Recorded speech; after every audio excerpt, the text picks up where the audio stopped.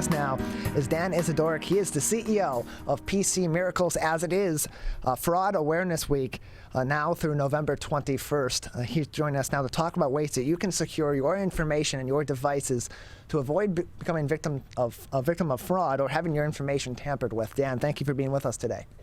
Thanks for having me. How's your day? Going well so far. How are you, Dan?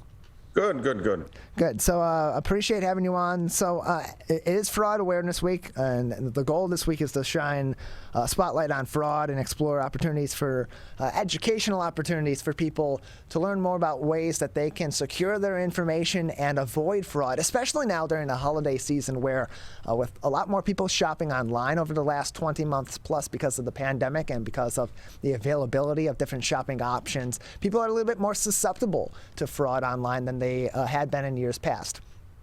Correct. Very true. So what are some common tips that you give for people as they're doing online shopping or as they're engaging anywhere online today to avoid becoming a victim to fraud? Okay. So a couple of highlights out there are, first, when you're shopping online, do your best to find a site that has a good reputation. If it's not a well-known site, but they maybe sell a niche product, make sure to go check reviews on them. Make sure that they're legitimate out there. They have a track record. Outside of that, a lot of scams come over email today related to shipping related to your packages. And people are very open to clicking on them very rapidly, saying, hey, your package is delayed from FedEx, things of that nature. And when it comes to that, if it's saying which site that is sending you that email related to your package delivery, the safe thing to do is not to click on any links in there. It is to log into that site and check the status right there. What happens is a lot of the times you click on that link, it looks identical to the site that you ordered from, except for the address has one different character. And so you think you're in the legit site. It asks you to log in. Once you log in, they gather all your information. In addition to that, the final thing that I'd say, there's many things you can do, but another great thing to do over the holidays is you can use virtual credit card numbers. So what I mean by that is you log into your Amex, your Visa, your Chase, your MasterCard.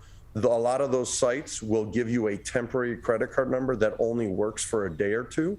So if you're to go shopping and it is one of those sites that maybe doesn't have such a large reputation, and you use that credit card, and it does happen to be a site that has some fraud related to it, they go to use that virtual credit card a day or two later, and it won't work.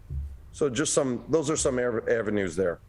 We're joined by Dan Izydorek. He is the CEO of PC Miracles with us today on the MegaCast. And so, Dan, you mentioned those phishing emails or suspicious websites, but there's a lot of different situations where people have to provide some personal information over the web, whether it be for applying for loans or whether it be for filling out some information for making a purchase, paying the rent, their utilities, and so on. Some personal information, it's just frankly unavoidable to have it out Correct. there virtually, but there are ways that you can secure that information better at the device level or at your home internet connection level to prevent breaches in that regard. What are some tips that you have for people to be able to find additional security or take additional security measures either on individual devices or on their home or work connections?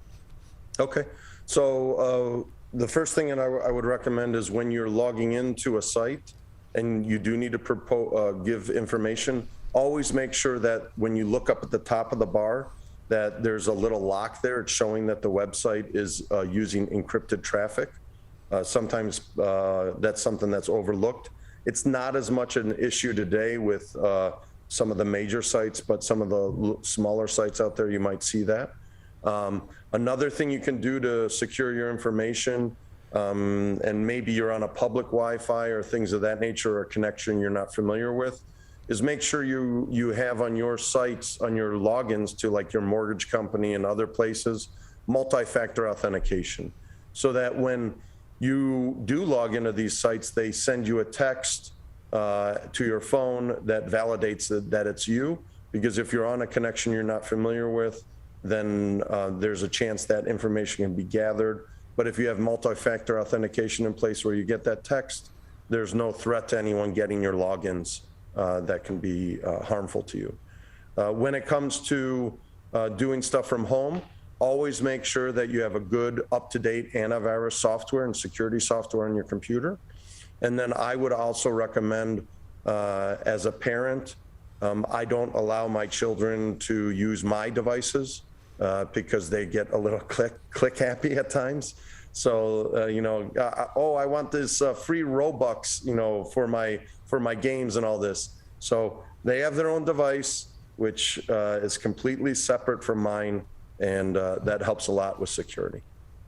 We're joined by Dan Izydorek. He is the CEO of PC Miracles, joining us on the MegaCast. As it is National Fraud Awareness Week, shining a spotlight on fraud and exploring opportunities for education support and prevention. National Fraud Week, November 14th through November 21st. And in terms of businesses, because a lot of businesses, especially those that are operating virtually in some sense, or having people filing in and out of the office where they may be using personal or work devices on multiple networks, what are some steps that they can take right now to secure devices and secure their own networks so that their own internal systems aren't being infected or maybe even locked down in something like a ransomware attack? So majority of businesses today already have a firewall at their premise. So that's an easy one on the list. But the challenge that you brought up is today a lot of people are working from home because of what happened in our world, and several businesses that don't have a very proactive approach from their IT company or their in-house IT has kind of foregoed looking at the security requirements for team members working from home. Or what happened was there was a rapid deployment, as we all know, of people working from home. And so we kind of got Band-Aids put in place to get them to be able to operate, and didn't follow up back behind it with the necessary security needs to make sure that those systems are secure from home. What I do recommend for businesses, if you don't have a proper security footprint in your company where you can allow team members to come in securely from any device, even if it's owned by the team member, then I highly recommend you provide them a work laptop that is secured by your IT department or your external IT provider. We're joined by Dan Izydorek. He is the CEO of PC Miracles, joining us on the MegaCast today. And so we've heard a lot more, and I mentioned it before in the previous question. We've heard a lot more recently about ransomware attacks in a number of different sectors. Some have made national headlines, such as the pipeline that fell victim to ransomware just a few months ago, that affected a number of people down south. It's becoming seemingly more common of late. What are some steps, you mentioned some of them already, that companies can take to either prevent ransomware attacks, or in the event that they fall victim to it, restore their information without having to be held, frankly, hostage by these hackers? Yeah, so really the number one thing, actually two things that a company can do, is have a solid backup solution in place that is tested frequently being at least monthly manually, and tested daily by the tool itself, and making sure that you have a backup that is outside of your office or your main location.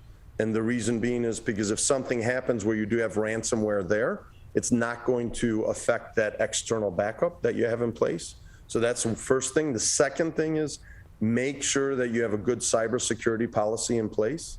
They're still somewhat reasonable, but the prices of the cybersecurity policies are increasing. But the nice thing about going through the exercise of doing a cybersecurity policy quote is it will show you the vulnerabilities that you might have today that they require that you patch up. And it gives you a roadmap for the items that you need to address that will make your company more secure, even if you don't institute the policy with the provider. We're joined by Dan Izydorek, CEO of PC Miracles, joining us on the MegaCast as it is Fraud Awareness Week now through November 21st. One of the many steps that people can take to prevent their information from being stolen, from being maliciously used, to prevent hacks in their devices and in their systems, is setting strong passwords. What are some tips that you have for individuals and for businesses to set their passwords and make sure that they're securing their devices best? Yeah, so previously in the past, we all thought the standard was to do 8 characters, uppercase, lowercase, different characters such as that. There's a lot of studies out there today that now show you're actually better off if you do a phrase, but it has to be longer. It has to be 13, 14, 15 characters. And when you get to and it doesn't have to have unique characters, it can just be a long phrase. And there's studies showing that that takes years to crack. So if you can do that and pair it with multi-factor authentication where you get that text on your phone, putting the multi-factor in place on everything, if you put it on your Facebook account, you put it on your LinkedIn, you put it on everything, that will reduce your risk of somebody breaching into your accounts. I think it's 99.98% is the metric on that. So. Does that help? Yeah, that's definitely helpful information. I think for a lot of people too, they get the suggestion that you don't want to use the same password or very similar passwords across multiple devices or across multiple systems. For a lot of people, what their answer to that would then be, well, that makes it really tough for me to remember all my passwords, because I may think one password is something that I'm using on one account versus the other. I may get them mixed up. I may forget them. What advice do you have for people and for businesses as they're providing variety in their passwords across systems and across different entities to remember their passwords or to store their passwords? Are there secure ways for people to do that in today's age? Yeah, so there's a couple ways. So there's many tools out there like LastPass, RoboForm, all those. Those are great personal tools for somebody to manage all their passwords. Just make sure when you use that tool that you're logging into it, you also have multi-factor authentication into it, because it is the gate into all your logins. So it's very critical. But with that said, when it comes to business, there are similar tools to that, but they're built for corporate use. Highly recommend that, because if you have somebody that leaves your team, you don't want them to be able to take those logins with them. So that's something to consider. Now, with that said, that's a great way, and I personally use password managers myself to manage all that. The other thing is, if you do have multi-factor authentication on multiple things, you can then use the same password, because then it's texting you for that unique code to get in, and it does make your life a lot easier. We're joined by Dan Izydorek. He is the CEO of PC Miracles, joining us on the MegaCast. And Dan, we have a few more minutes, so I want to give you some time to talk about your business, about PC Miracles, and some of the services that you provide to people out in our local area. I appreciate it.